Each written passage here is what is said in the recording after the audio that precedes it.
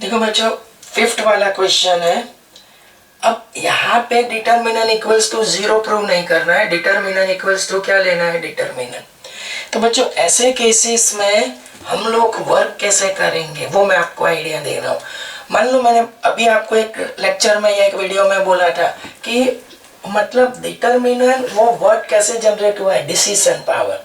Determinant आप कभी कभी थोड़ा जल्दबाजी करके डिसीजन ले लो, कभी कभी थोड़ा रुक के डिसीजन लो।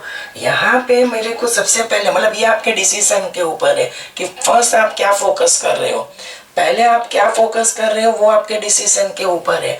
अगर मान लो कि सर मेरे को आप बोलते हो तो पता चलता है, मेरे को कैसे पता चले, तो मैं नंबर ऑफ क्वेश्चन ऐसी प्रैक्टिस के लिए पीडीएफ भेजूंगा, आपको अपने आप पता चल जाएगा। राइट वे आपको सिर्फ इतना करना है कि सर जो दिखा रहे हैं वो ढंग से आपको समझ में आ जाना चाहिए। देखो मैंने अभी जो एक्सप्लेनेशन दिया तो मेरा जो सबसे पहले जो फोकस है ना बच्चों, ये 2 है। सबसे पहले मेरा फोकस ये 2 है। वो 2 मैं कैसे जनरेट करूंगा, देखो बच्चों मेरी बात सुनो।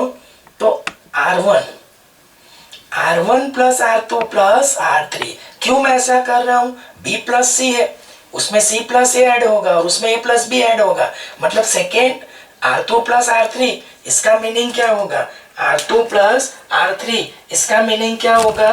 तो मैं जो बोल रहा हूँ वो मैं, मेरी बात ठीक से सुनो, मैं अंडरलाइन करके आपको आइडिया दे रहा हूं कि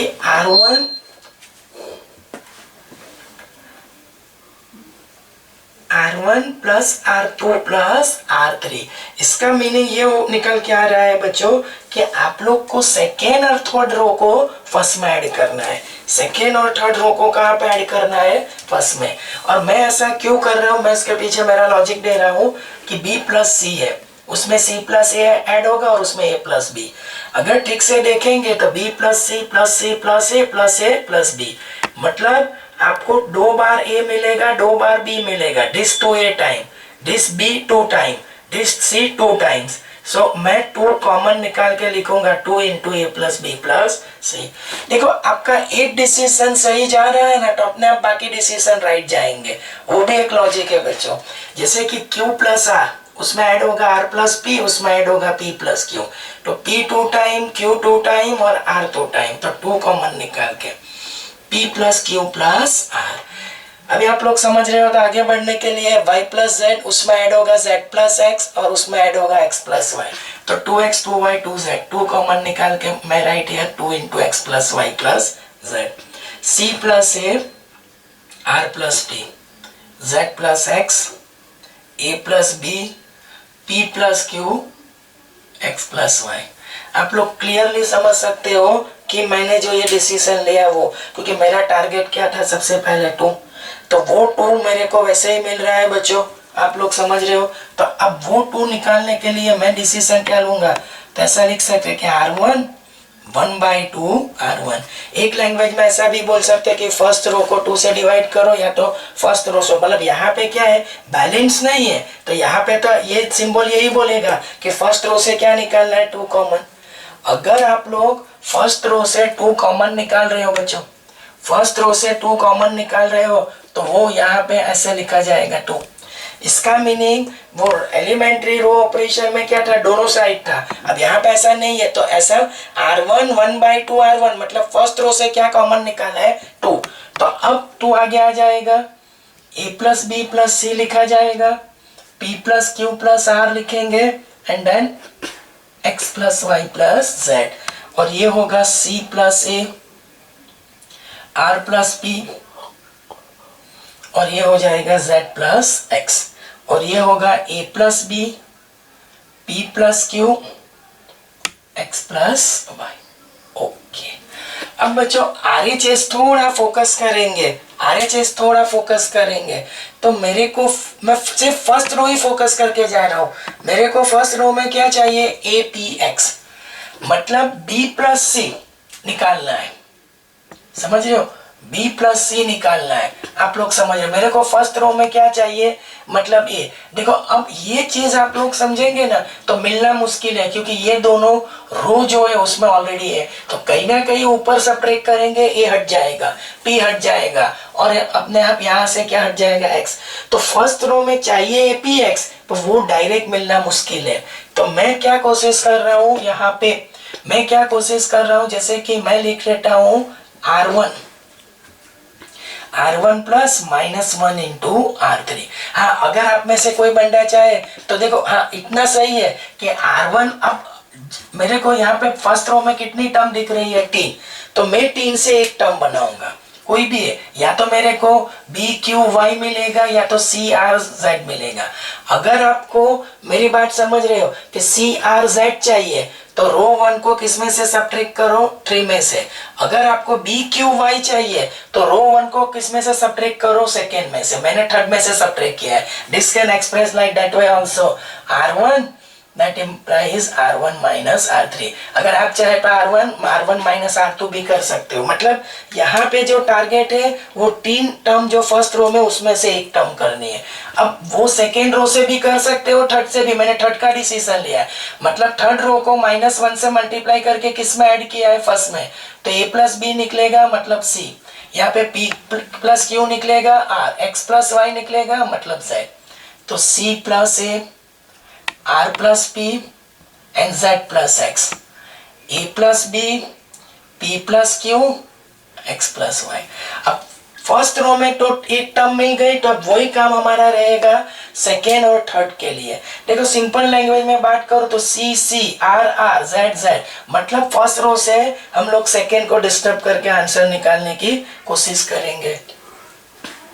तो मतलब उसके लिए मैं क्या ट्राई करूंगा, R2 प्लस -1 इंटू R1, जिसको हम लोग ऐसा भी लिख सकते हैं R2 minus R1। Means first row को सेकेंड में से सब्ट्रैक्ट कर दो, फर्स्ट रो को सेकेंड में से क्या कर देंगे, सब्ट्रैक्ट। मतलब क्योंकि मेरे को 3 से 2, पहले मैंने फर्स्ट रो में 3 टर्म थे उससे एक किया, अब मैं सेकेंड और थर्ड में भी वही काम करने जा रहा हूँ।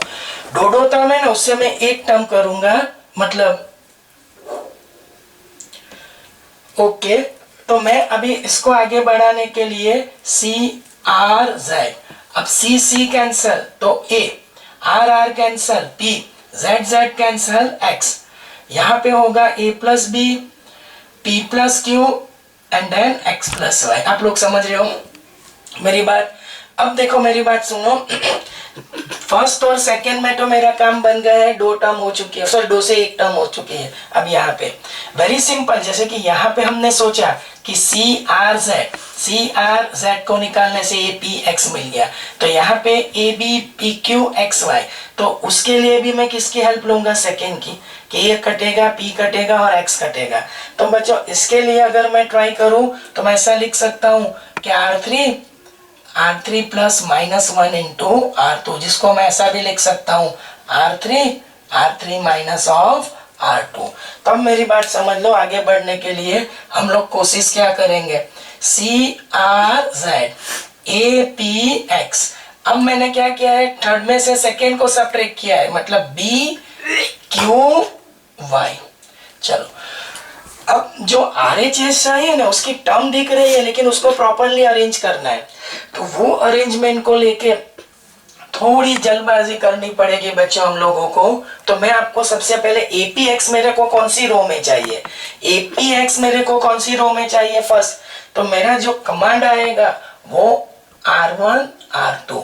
इसका मीनिंग क्या होगा, इंटरचेंजिंग रो 1 एंड 2। मैंने एक वीडियो में दिखाया है प्रॉपर्टीज ऑफ डिटरमिनर, कि आप कोई भी 2 रो या कॉलम को इंटरचेंज करते हो तो sign of the determiner is change. तो अगर मैंने फर्स्ट और सेकेंड को इंटरचेंज किया है तो आगे +2 से क्या हो जाएगा, -2। अब जो सेकेंड रो है वो फर्स्ट की पोजीशन के ऊपर चली जाएगी APX, और जो फर्स्ट है वो सेकेंड के ऊपर आ जाएगी CRZ और BQ। लेकिन बच्चों एक और स्टेप लेना पड़ेगा कि CRZ मेरे को कहाँ पे चाहिए, थर्ड रो में चाहिए, और BQY सेकेंड में चाहिए। तो अपार्ट ऑफ दिस मैं लिख सकता हूँ इंटरचेंजिंग रो 2 एंड 3।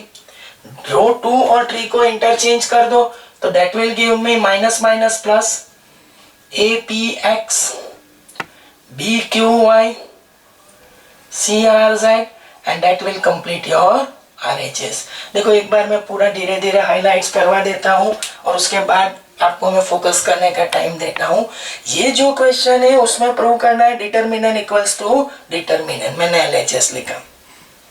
अब मैंने अभी पहले भी बोला था कि डिटर्मिनेंट मतलब जो है वो आपका डिसीजन पावर है।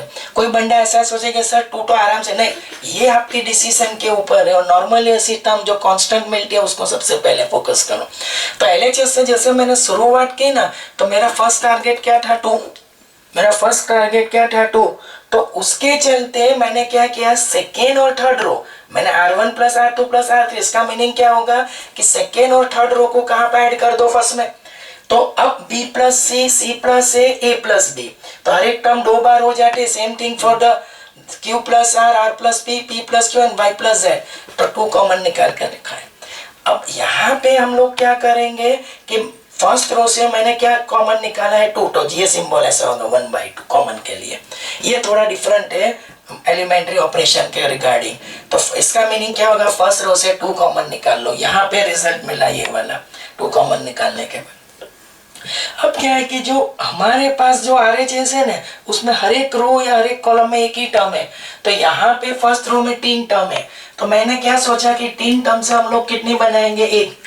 तो 2 ऑप्शंस थे, फर्स्ट रो में से सेकेंड को सब्ट्रैक्ट करेंगे तो भी काम बनेगा, फर्स्ट रो में से थर्ड को सब्ट्रैक्ट करेंगे तो भी काम। दोनों तरीके से एक ही चीज होगी। ये आपकी डिसीजन या प्रैक्टिस के ऊपर है। तो मैंने क्या किया, फर्स्ट रो में से शायद थर्ड को सब्ट्रैक्ट किया, तो थर्ड को किया मतलब A प्लस B निकल गया, P प्लस Q निकल गया, X प्लस Y, तो रिमेनिंग C R Z यो मैंने लिखा है। अब एक बार फर्स्ट रो में एक मतलब एक एक टर्म मिल गई, काम आराम से हो जाएगा। देखो CRZ, यहाँ पे भी CRZ, इट मीन्स यहाँ पे भी 2 से मेरे को एक टर्म निकालनी थी। तो फर्स्ट रो की हेल्प लेके मैं क्या कर सकता हूँ कि सेकेंड रो में से CRZ को निकाल सकता हूँ। Very simple, R2 minus R1, second row में से फर्स्ट को सब्ट्रैक्ट किया गया, तो ये आपको मतलब CRZ निकल गया, मतलब आपको मिल रहा है APX। वही प्रोसीजर नीचे हुई, यहाँ पे 2 से 1 बनाना था, तो मैंने क्या किया, APX और APX दिख रहा है, तो मैंने क्या किया, थर्ड रो में से सेकेंड को सब्ट्रैक्ट किया। अब ऑलमोस्ट आपको फॉर्मेट मिल जाता है जो RHS है उसका, बट क्या है कि रोज या तो कॉलम को अरेंज करनी थी। मैं रो से गया था तो थ्रू आउट रो से ही काम किया। APX मेरे को कहाँ पे चाहिए? फर्स्ट रो में, वो सेकेंड में था, तो इंटरचेंजिंग रो 1 and 2। लेकिन मैंने प्रॉपर्टी दिखाई है कि if you interchange any 2 row of a